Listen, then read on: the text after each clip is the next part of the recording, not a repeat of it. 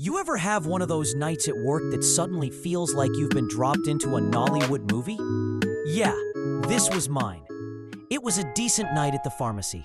Nothing wild. I was halfway through counting out blister packs when I heard the door chime. No big deal, right? But the man who walked in didn't just walk in. He arrived. Like he'd been rehearsing his complaints the entire walkover. He was wearing this flowing, slightly crumpled agbada that swayed with every step, and his face had that deep furrow people get when they've been wronged. His eyes scanned the room like he was checking for witnesses before dropping a bombshell. Before I could even greet him, he muttered something under his breath. Not to me, to the shelves of cough syrup. Like they were the ones responsible for his suffering. I only caught fragments. Curse, woman, this modern world. He didn't come straight to the counter. Nope. He parked himself by the herbal bitters, hands on hips, rocking on his heels. The look on his face said consultation in progress, but the doctor was somewhere deep in his own head. Finally, he approached the counter, leaned in, dropped his voice to a whisper that was way too loud to actually be a whisper. "Somebody has done me bad," he said, and instantly, I felt like I had just taken a role in some movie. The man said he told her to address her family issues, but she was stubborn, and now they were in a mess. I opened my mouth to ask who she was, but before I could even finish forming the word, he was already shaking his head. Like my curiosity wasn't even worth answering. You see, I would later realize this man wasn't here for my help at all. He was here because whatever had just happened to him had shaken his faith in human decency, and maybe in pelvic stability too. So he had to come take it out on poor me. He said he should have gone to Baba straight, and he was practically spitting the words at me. He even said, and I quote, "This place cannot help me. These modern tablets, they don't understand when the spirit holds something." I'm just standing there blinking. Spirit? Hold something? My brain is flipping through the mental Rolodex of ailments and curses I've heard in this pharmacy. And let me tell you, this one was brand new. Before I could even press in for details, the door chimes again, and that's when she walks in. Now, I've seen fine women approach my counter, but I sucked in a breath when I saw her. She looked like she'd just stepped out of an advert for composure. Young, neat, handbag in one hand, phone in the other. Zero trace of the drama practically dripping off the man in the agbada. But the second her eyes land on him, she freezes. Just for half a second. And if that pause could talk, it would definitely say, "Oh, so you came here after all." He looks at her too, but his look? Way less surprised, way more accusing. They don't greet each other, not verbally anyway, but the glance between them? Yeah, that was a whole silent subplot on its own. She turns to me, bright and direct, and she asks if I have anything for severe pelvic muscle cramps. Now listen, I'm used to straightforward medical requests, but severe pelvic muscle cramps is not exactly in the top 10 things people ask for at 8:47 p.m. My eyes flicker from her to him, then back to her. He huffs so loud that I have to remind myself the pharmacy doesn't have a ceiling fan.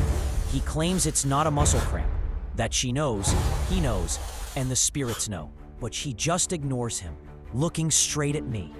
It started suddenly this evening, very intense, like the muscles are locked. And that word, locked, that's when the penny started sliding halfway down in my brain. He shakes his head again, muttering about women of nowadays. Then louder. She was warned. They think everything is in the book. Not everything is in the book. At this point, I don't know whether to laugh or be concerned. But curiosity? Oh, it's winning. My knees suddenly feel like they've earned a chair, so I lean on the counter. Locked muscles, you say? I repeat, slow, like I'm testing the sound of the words. And then it clicks. This wasn't a crisis happening right now. These were two very nervous people with two completely different storylines. She explains that earlier that evening, something locked during intimacy. Yeah, who am I kidding? They were having intense sex. The lock had lasted long enough to scare them. They'd managed to separate after a while, but the aftershocks weren't going away. Lingering pain, tense muscles, and a whole lot of embarrassment. She said they just need something to help relax the muscles, but the man argued that their case had to do with a curse from her side of the family, as these things don't happen naturally. At this point, it's easy to tell who's clinging to logic and who isn't. And that's when the little signal lights started going off in my head. Locked muscles, held there, separation only after time. I tried to stay neutral, but inside, I was buzzing. Because pharmacists, we've all got this weird mental bingo card. Allergic reactions, botched prescriptions, rare overdoses.